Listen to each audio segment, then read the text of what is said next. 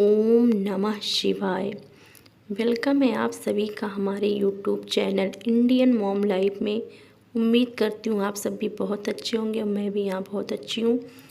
तो आज मैं आप लोगों को सोमवार व्रत कथा सुनाऊंगी, तो आप लोग ध्यान से सुनिएगा।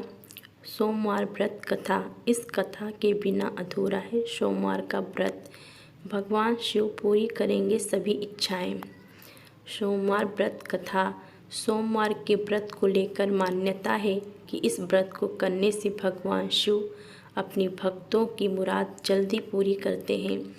सोमवार का दिन भगवान शिव को समर्पित है, इसलिए इस दिन भगवान शिव की पूजा और व्रत करने का महत्व और ज़्यादा बढ़ जाता है।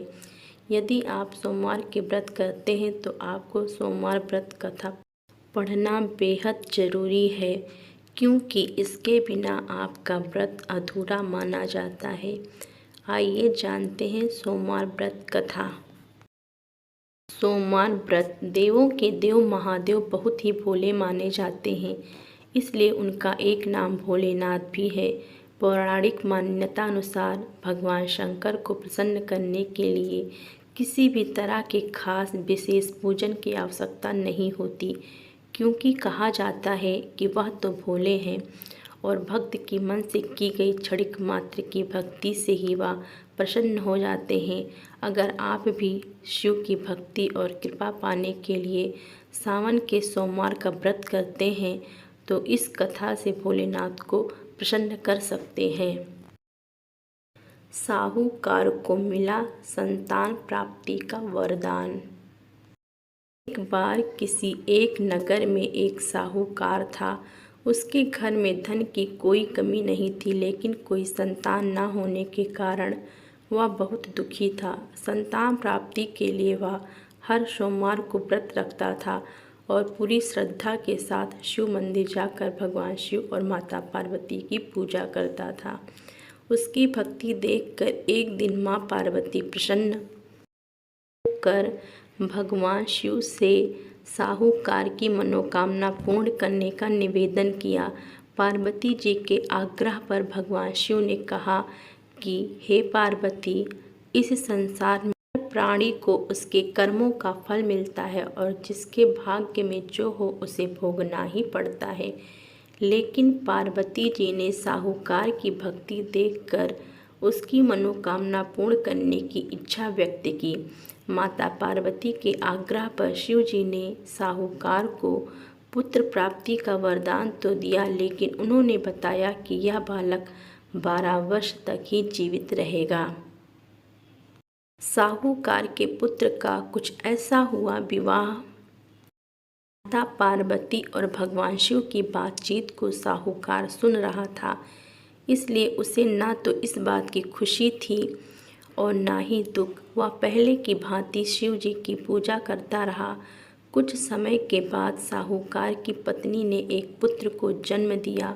जब वह बालक 11 वर्ष का हुआ तो उसे पढ़ने के लिए काशी भेज दिया गया। साहूकार ने पुत्र के मामा को बुलाकर उसे बहुत सारा धन देते हुए कहा कि तुम बालक को काशी विद्या प्राप्ति के लिए ले जाओ। तुम लोग रास्ते में यज्ञ कराते जाना और ब्राह्मणों को भोजन दक्षिणा देते हुए जाना। दोनों मामा भांजे इसी तरह यज्ञ कराते और ब्राह्मणों को दान दक्षिणा देते काशी नगरी निकल पड़े। इस दौरान रात में एक नगर पड़ा, जहाँ नगर के राजा की कन्या का विवाह था, लेकिन जिस राजकुमार से उसका विवाह होने वाला था वह एक आँख से काना था। राजकुमार के पिता ने अपने पुत्र के काना होने की बात को छुपाने के लिए सोचा क्यों न उसने साहूकार के पुत्र को दूल्हा बनाकर राजकुमारी से विवाह करा दूं। विवाह के बाद इसको धन देकर विदा कर दूंगा और राजकुमारी को अपने नगर ले जाऊंगा। लड़के को दूल्हे के वस्त्र पहनाकर राजकुमारी से विवाह करा दिया गया। साहूकार के पुत्र के निकले प्राण। साहूकार का पुत्र ईमानदार था, उसे यह बात सही नहीं लगी, इसलिए उसने अवसर पाकर राजकुमारी के दुपट्टे पर लिखा कि तुम्हारा विवाह तो मेरे साथ हुआ है, लेकिन जिस राजकुमार के संग तुम्हें भेजा जाएगा वह एक आँख से काना है। मैं तो काशी पढ़ने जा रहा हूँ।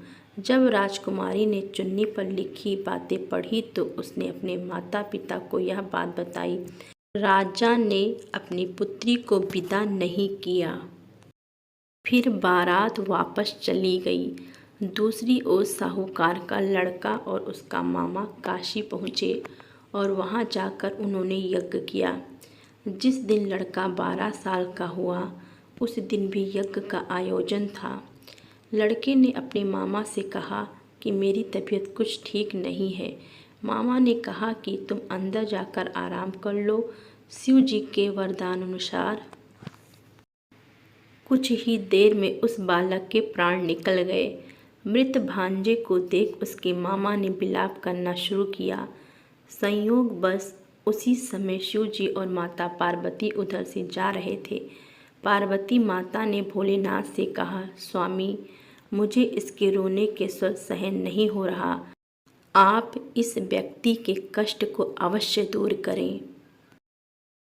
शिव जी की कृपा से जीवित हो उठा साहूकार का बेटा। जब शिव जी मृत बालक के समीप गए तो वह बोले कि यह उसी साहूकार का पुत्र है जिसे मैंने 12 वर्ष की आयु का वरदान दिया था।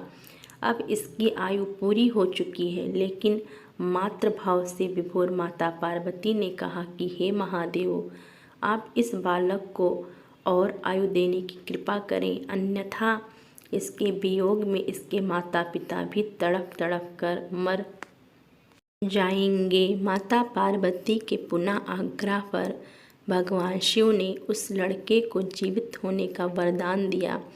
शिव जी की कृपा से वह लड़का जीवित हो गया। शिक्षा पूरी करके लड़का मामा के साथ अपने नगर की ओर वापस चल दिया। दोनों चलते हुए उसी नगर में पहुँचे जहाँ उसका विवाह हुआ था। उस नगर में भी उन्होंने यज्ञ का आयोजन किया। उस लड़के के ससुर ने उसे पहचान लिया और महल में ले जाकर उसकी खातिरदारी की और अपनी पुत्री को विदा किया। सबकी मनोकामनाएं होती हैं पूर्ण। इधर साहूकार और उसकी पत्नी भूखे प्यासे रहकर बेटे की प्रतीक्षा कर रहे थे। उन्होंने प्रण कर रखा था कि यदि उन्हें अपने बेटे की मृत्यु का समाचार मिला तो वह भी प्राण त्याग देंगे, परंतु अपने बेटे के जीवित होने का समाचार पाकर वह बेहद प्रसन्न हुए।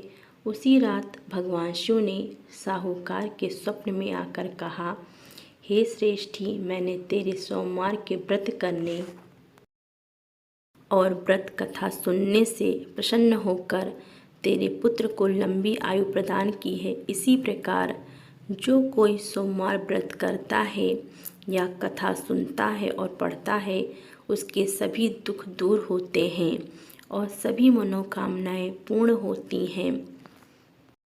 उम्मीद करती हूँ आप सभी को सोमवार व्रत कथा सुनकर बहुत अच्छा लगा होगा।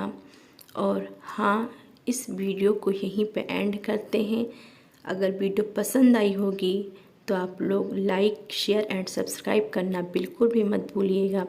जो भी न्यू चैनल पर आते हैं वो चैनल को ज़रूर सब्सक्राइब कर लें। आपसे मिलेंगे एक और नई वीडियो के साथ। तब तक के लिए bye bye. Thanks for watching. और हाँ, कमेंट में ओम नमः शिवाय ज़रूर लिखिएगा।